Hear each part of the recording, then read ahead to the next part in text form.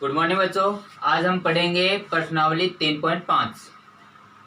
इसे पढ़ने से पहले आप 3.4 का पार्ट नंबर 2 देखना, क्योंकि उसमें बेसिक रूप से इसके बारे में समझाया गया है कि द्विघात समीकरण को द्विघात सूत्र से कैसे हल किया जा सकता है और इसकी प्रकृति क्या होती है। मैं आपको यहाँ पे इसका क्वेश्चन है वो हल करके बता रहा हूँ, आपको इसी अनुसार अन्य क्वेश्चन को भी हल करना है। तो ध्यान से देखिए, हमारे पास द्विघात समीकरण है 2x² माइनस का 3x प्लस का 5 इक्वल टू 0।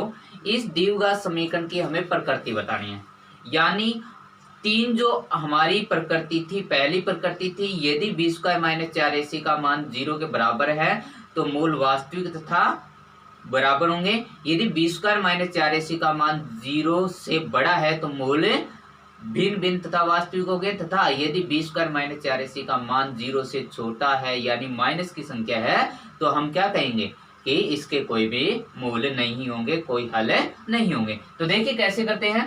पहले देखिए ये है 2x² माइनस 3x प्लस 5। इसमें देखिए a का मान, a का आपको पता है जो x² का गुणांक है वो a का मान 2 होगा। यहाँ पे देखिए 2 b यानी जो x का गुणांक है वो b का मान यानी माइनस का 3 और c है वो अचर पद यानी कितना 5। abc का मान हो गया। यहाँ पे हमें इसकी प्रकृति जानने के लिए विविक्ति कर यानी मूलों की प्रकृति जानने का जो मान यहाँ हम निकालेंगे उसे ही विविक्ति कर कहते हैं। तो इसे b² माइनस 4ac के बराबर लिखते हैं। अब यहाँ देखिए b का मान हमें -3 दिया गया है, तो यहाँ पे हम लिखेंगे -3, ऊपर हमें स्क्वायर दिया तो स्क्वायर माइनस 4 इंटू a का मान हमारे पास 2 है इंटू c का मान 5 है।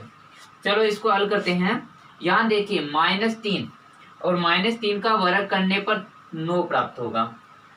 -4 दूनी 8 और 8 को 5 से गुणा करने पर 40। अब देखिए 9 में से 40 घटाने पर हमें कितने प्राप्त होंगे, -31 प्राप्त होंगे। अब हमें नियम नंबर 3 पे जाना है। 3 नंबर नियम हमारा क्या कहता है, यदि b² माइनस 4ac का मान 0 से छोटा यानी माइनस की संख्या है तो उस द्विघात समीकरण के मूल है वो काल्पनिक होते हैं, यानी कोई भी वास्तविक मूल्य नहीं होगा। तो इसकी प्रकृति कैसी होगी, कोई भी वास्तविक मूल्य नहीं होंगे।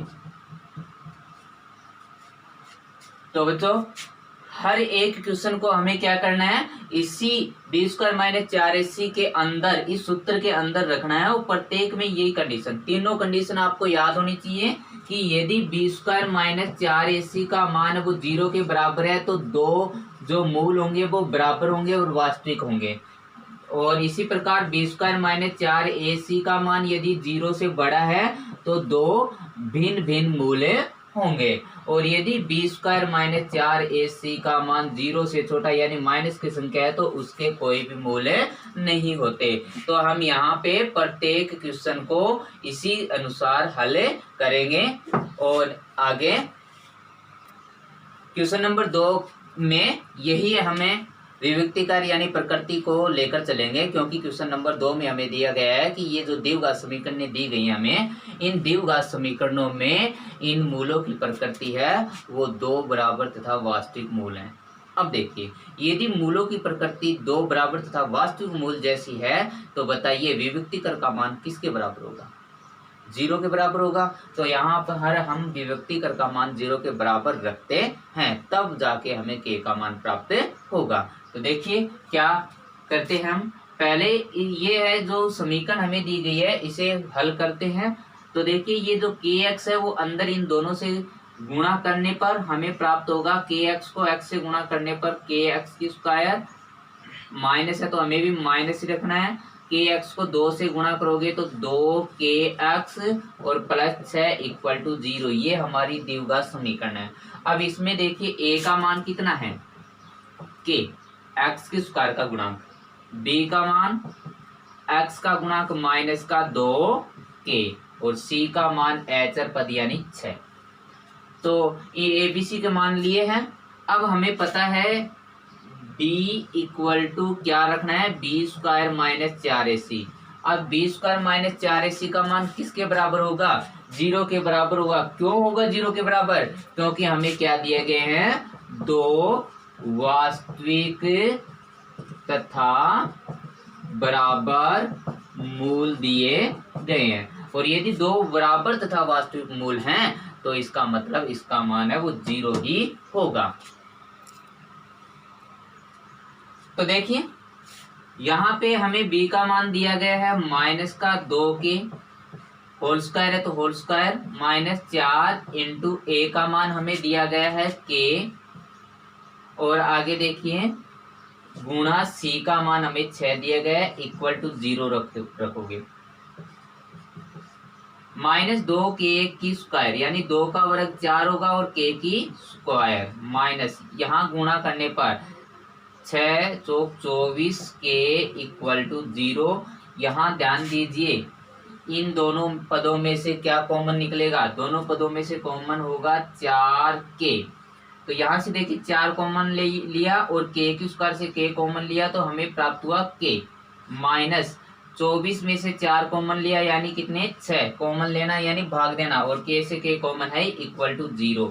अब यहाँ पे हमें 2 गुणनखंड प्राप्त हो गए 4k और k माइनस 6। तो हम क्या करते हैं? पहले 4k के बराबर 0 रखते हैं और फिर k माइनस 6 के बराबर में भी 0 रखते हैं। दोनों जो गुणनखंड प्राप्त हुए हैं उनके बराबर हमें क्या रखना है? 0। अब देखिए 4 है वो k का गुणांक है और भाग में जाएगा पक्षांतरण करने पर, तो यहाँ पे k का मान 0 ही प्राप्त होगा। इसी प्रकार इसे माइनस 6 का पक्षांतरण करते हो तो k का मान है वो प्लस 6 होगा। तो यहाँ पे हमें k का मान जो प्राप्त हुआ वो 0 और 6 प्राप्त हुआ। क्यों? क्योंकि हमारी द्विघात समीकरण है तो k के मान है हम दोनों में से कोई भी एक लिख सकते हैं। लेकिन ध्यान दीजिए यदि k का मान यदि यहाँ पे हम शून्य रख देते हैं, k का मान यदि यहाँ पे हम क्या रख देते हैं? शून्य रख देते हैं, तो यह द्विघात समीकरण नहीं रहेगी। इसलिए हम k का मान कितना लेंगे? 6। तो हमारा k का मान 6 प्राप्त होगा। इसी का जो दूसरा क्वेश्चन है उसे हम हल करते हैं। देखिए पहले यहाँ देखिए a का मान कितना होगा? जो एक्स स्क्वायर का गुणांक है वो a का मान, तो यहाँ पे एक्स स्क्वायर का गुणांक 1 है तो यानी a का मान 1 है। फिर देखिए b का मान है, b यानी जो ये x है, x का गुणांक, ये देखिए सभी पद है वो x के गुणांक ही हैं, तो हमें यहाँ पे मान b का मान लेना है माइनस का 2 k प्लस 1, ठीक है। और जो एचर पद है c का मान है वो k की स्क्वायर है, ठीक है। अब हमें क्या दिया गया है कि ये जो द्विघात समीकरण है इसके मूलों की जो प्रकृति है वो 2 वास्तविक तथा बराबर है, तो इसका मतलब हम क्या लिखेंगे? जो हमारा d है यानी विभक्तिकर है b स्क्वायर माइनस 4ac, इसके बराबर में हमें क्या रखना है? 0 रखना है। अब देखिए d का मान हमारे पास है माइनस का 2 इंटू k प्लस 1, और यहाँ ध्यान दीजिए b की स्क्वायर है, इसका मतलब इन सभी पदों की होगी स्क्वायर, तो इसको होल स्क्वायर में रखेंगे। माइनस 4 इंटू a का मान 1 इंटू c का मान k की स्क्वायर इक्वल टू 0। अब ध्यान से इसको हल करना है। देखिए माइनस 2 का वर्ग कितना होगा? 4, और इसका वर्ग करते हो तो k प्लस 1 की होल स्क्वायर, माइनस इनको गुणा करोगे तो 4k की स्क्वायर इक्वल टू 0। अब आगे देखिए पहले हमें k प्लस 1 की होल स्क्वायर को हल करना है। अब बताइए k प्लस 1 की होल स्क्वायर किससे हल करोगे? हमारे पास एक सरल समीकरण है a प्लस बी की होल स्क्वायर इक्वल टू, हम इसे लिख सकते हैं a की square plus 2ab plus b की स्क्वायर। तो यहाँ पे हमारा मान है k प्लस 1 की होल स्क्वायर, तो इसकी तुलना करने पर a के स्थान पे k रखना है और b के स्थान पे 1 रखना है। तो a के स्थान पे k की स्क्वायर प्लस 2 इंटू a के स्थान पे k इंटू b का मान 1 है प्लस और 1 की स्क्वायर। अब देखिए इसका मान होगा k की स्क्वायर प्लस 2k प्लस 1 का वर्ग 1। तो यहाँ पे हम लिखेंगे k की square plus 2k plus 1 minus ये 4k की स्क्वायर। अब यहाँ पे यदि आप आसान जल्दी तरीके से करना चाहते हो, फास्टली करना चाहते हो, तो क्या करना है, पहले संख्या का वर्ग दोनों का गुणा और उसका दुगुना और दूसरी संख्या का वर्ग, ऐसे भी आप लिख सकते हो। यानी ये जो आपकी सर्वसमीका है इसका यूज भी कर सकते हो, इसमें थोड़ा वक्त ज्यादा लगेगा, लेकिन यहाँ पे यदि आप ध्यान देते हो तो लिखोगे पहली संख्या का वर्ग, यहाँ जो निशान है वो लेना है, प्लस दोनों संख्याओं का गुणा और उसका दुगुना प्लस दूसरी संख्या का वर्ग। अब देखिए इस 4 को अंदर गुणा कर देते हैं, तो 4k² प्लस 4 दूनी 8k प्लस 4 एकम 4 माइनस, इनको तो गुणा करने पर यह है, आगे है -4k² इक्वल टू 0। यहाँ देखिए 4k² प्लस और 4k² माइनस, दोनों प्लस और माइनस हैं तो ये आपस में जाएंगे कट। हमारे पास प्राप्त होगा 8k plus 4 equal to 0। k का मान ज्ञात करना है तो 4 का पक्षांतरण करेंगे तो 8k इक्वल टू -4 होगा।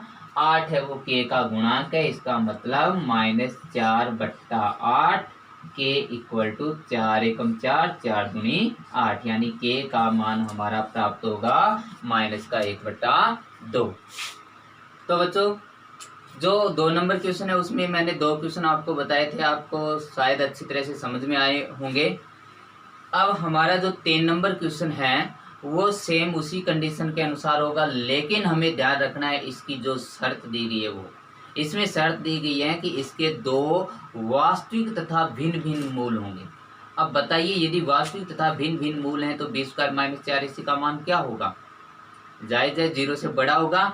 तो यहाँ पे हम क्या रखते हैं, पहले a का मान देखिए k, b का मान 2 और c का मान 1, ये तो आपको शायद निकालने आने लगे होंगे। अब देखिए यहाँ पे d का यानी b² - 4ac का मान आप 0 से बड़ा रखोगे, क्योंकि हमें शर्त क्या दी गई है, 2 वास्तविक तथा भिन्न भिन्न मूल हैं। यदि 2 वास्तविक तथा भिन्न भिन्न मूल है तो b² - 4ac का मान 0 से बड़ा होगा। अब यहाँ मान रखिए b का मान है हमारे पास 2, यहाँ 2 है, इसकी स्क्वायर -4 इंटू a का मान देखिए कितना है k, और c का मान देखिए कितना है 1, ग्रेटर देन किससे, 0 से। अब देखिए 2 का वर्ग करने पर 4 प्राप्त होगा और इनको गुणा करने पर -4 के ग्रेटर देन किससे, 0 से।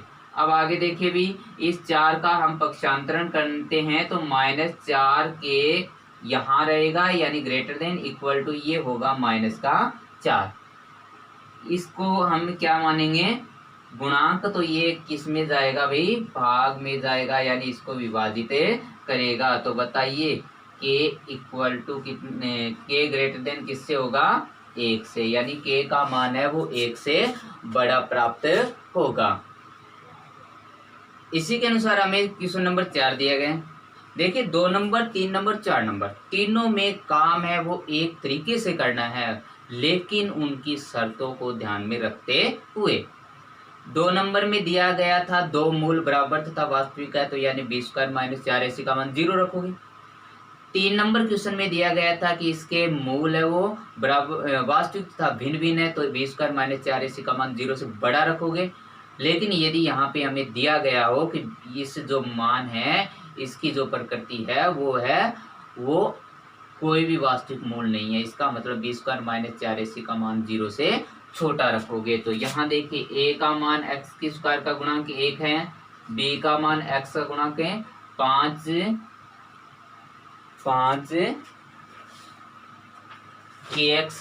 k है, 5 k है, तथा c का मान है वो 16 है। तो यहाँ पे आपको ध्यान देना है कौन सा, कि d equal to b² - 4ac less than होगा, यानी छोटा होगा किससे, 0 से। सेम वही कंडीशन है, मान रखने पर b का जो मान है वो 5k है, तो 5k की होल स्क्वायर -4 इंटू a का मान 1 इंटू c का मान 16 लेस देन किससे, 0 से। अब यहाँ देखिए 5 का वर्ग 25, k का वर्ग k की स्क्वायर माइनस इनको गुणा करने पर कितना प्राप्त होगा, 64 लेस देन किससे, 0 से। अब देखिए 25 k² बराबर नहीं, सॉरी भी लेस देन, ये 64 यहाँ माइनस है तो इस साइड में क्या होगा प्लस, और ये 25 k² का गुणांक है तो ये होगा इसके भाग में, यानी 64/25। अब ध्यान दीजिए, यदि यहाँ पर हम k का मान निकालते हैं तो दूसरी जो साइड में है हमारा मान 64/25, इसका हमें निकालना होगा वर्गमूल। बताइए 64 का वर्गमूल कितना होगा 8, और 25 का वर्गमूल कितना होगा 5, किसके माइनस, प्लस माइनस, ठीक है। अब k का मान +8/5 से तो क्या है छोटा, और -8/5 से क्या होगा बड़ा। देखिए कैसे लिखोगे, इस k का मान है वो 8/5 से तो क्या होगा छोटा, जबकि -8/5 से क्या होगा बड़ा होगा।